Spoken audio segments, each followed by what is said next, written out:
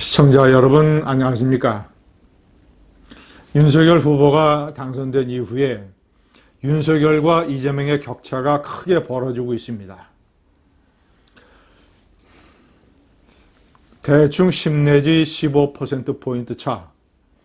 일부에서는 윤석열의 컨벤션, 전당대회 반짝 효과라는 분석을 하지만 저는 그렇게 보지 않습니다.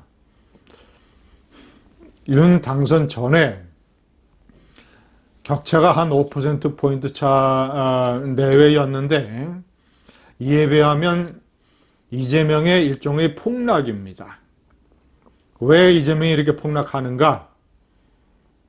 윤석열의 전당대회 효과에는 일부분이고 대장동 사건도 영향을 저는 크게 미치지 않는다고 봅니다.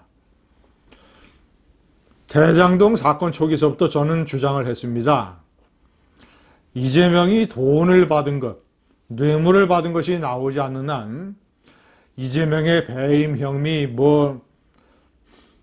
화천대유가 돈을 너무 많이 가지고 왔다.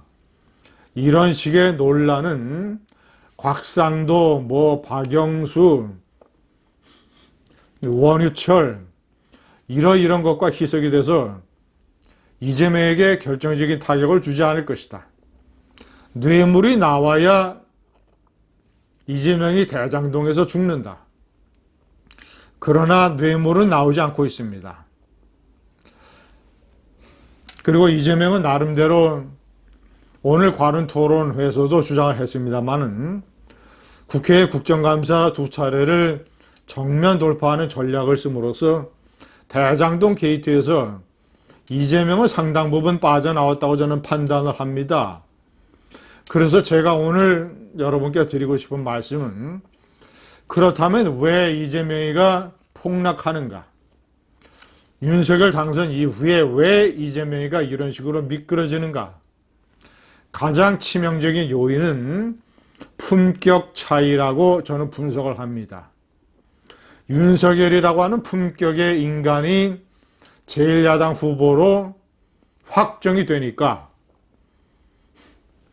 만약에 홍준표가 됐으면 이재명과 홍준표는 품격에서 피장파장, 이재명은 전과 4범, 홍준표는 현재는 전과 1범이지만 특활비 횡령과 성완종 1억 뇌물을 합치면 전과 3범. 자, 제가 1번에 명기를 했습니다만 전과 4범대 검사가 대통령 선거에서 맞선 세계 역사상 유례를 찾기 힘든 이런 일이 벌어지고 있습니다.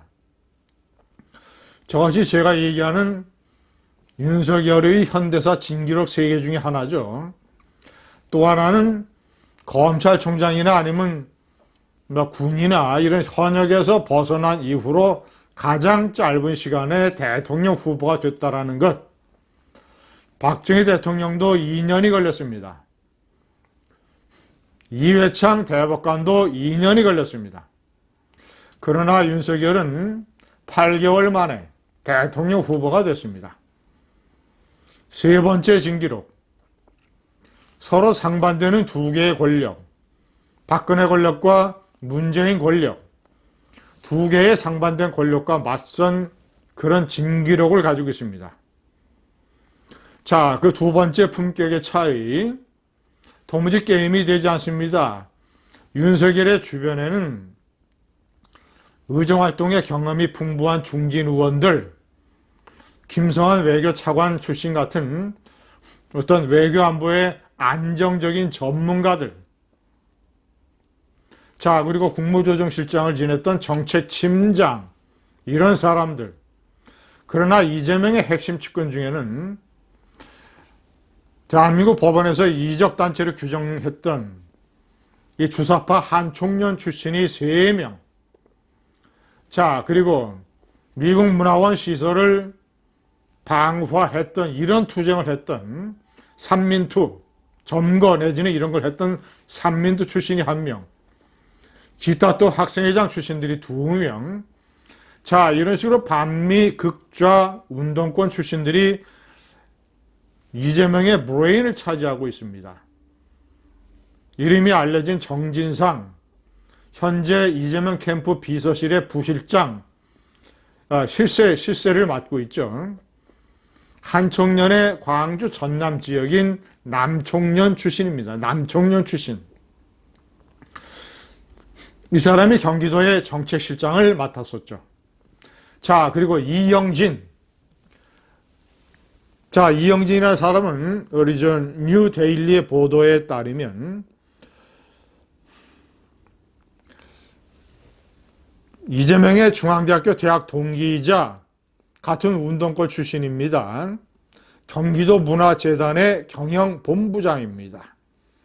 삼민투 출신이고 이 삼민투가 1980년은 서울 미국문화원 점거농성을 주도를 했었죠.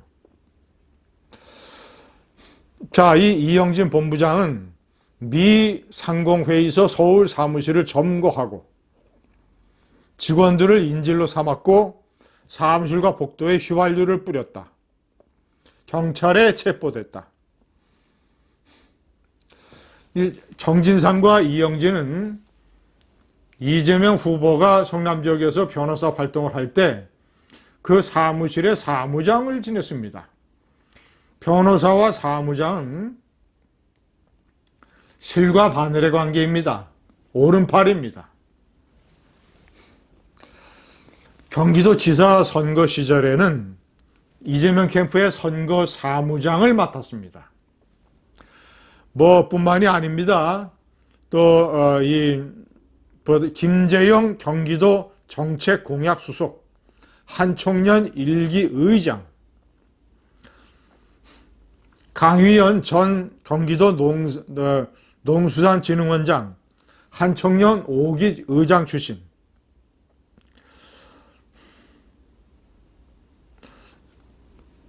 법원에서 징역 5년을 선고받았던 인물입니다. 전 경기도 갈등조정관, 경기도 정책수석, 다 학생회장 출신들입니다. 자, 세 번째, 이재명은 오늘 관훈 토론에서 검찰 수사가 미진하면 특검을 받겠다라고 했습니다. 그리고 윤석열 관련 혐의도 특검에서 철저하게 수사를 해야 된다. 이런 물귀시 작전을 썼습니다. 제가 여러 차례 말씀드렸지만 윤석열 관련 혐의는 검찰에서 오랜 수사를 했기 때문에 더 이상 드러날 것이 없습니다. 마지막 이재명의 치명적인 상황 변화, 보수 전통적인 야도인, 전통적인 진보층이 많은 서울에서 서울이 보수화되고 있습니다. 5년 전에 비해서 40대 문재인의 주요 지지층인 40대의 인구가 200만 명이나 줄었습니다. 20%나 줄었습니다. 반면 2030은 늘어나고 있습니다. 지금 서울에서 윤석열과 이재명의 격차가 제가 서두에 말씀드린 10 내지 15%의 격차와 동일합니다. 이재명, 품격의 차이라고 하는 치명적인 급소를 찔린 이재명, 살아날 길이 과연 있겠습니까? 감사합니다.